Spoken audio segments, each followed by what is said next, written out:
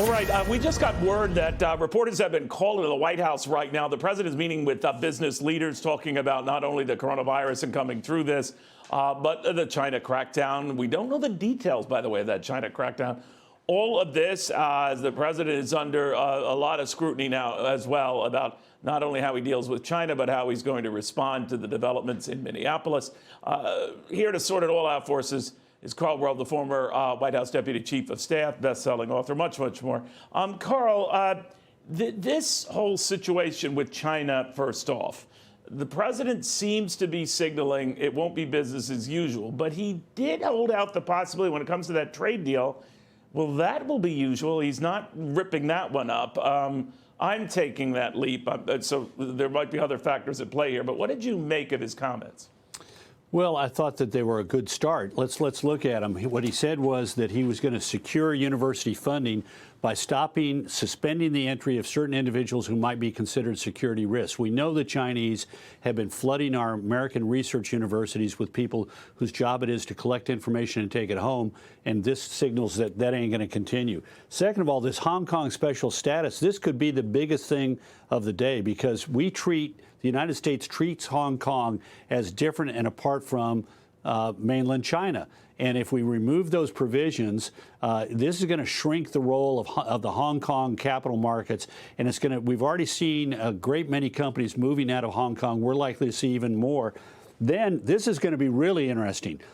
We allow Chinese companies listed on the U.S. stock exchanges to abide by a different set of rules for accounting practices. We don't require the same kind of practices of Chinese companies as we do of American or other foreign companies. And he said that's going to stop. And then, of course, then we had the World Health Organization statement, which, while it's separate and apart from China, is nonetheless linked to it because the president's point was China gives $40 million, we give $450 million, but they run the WHO, and we've told the WHO to make reforms, and they've refused to make those reforms. So if they're going to refuse to make those reforms, we're going to refuse to send them that money. We'll send it to other international health organizations where we'll have an impact.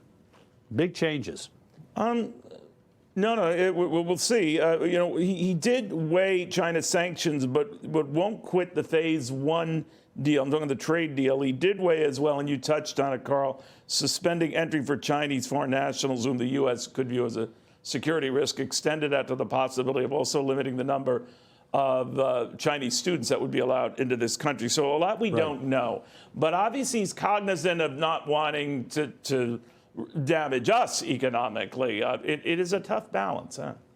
Oh, it is, because look, what's provoking this? It is that China is violating the commitment that it made to the world community that there would be one country, China and Hong Kong together, but two systems, a democratic Hong Kong and then a communist state in mainland China, and that would exist for 50 years after the Brits left Hong Kong and returned control of it to.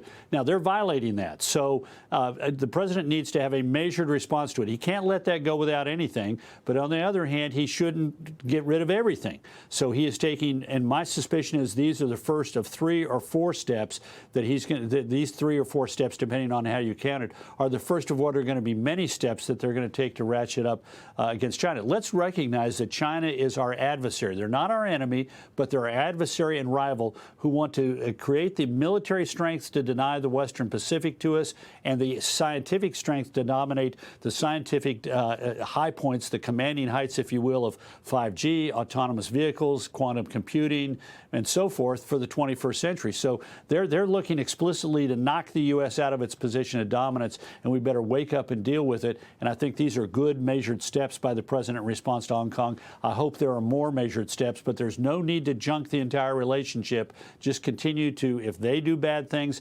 respond accordingly. All right, well put.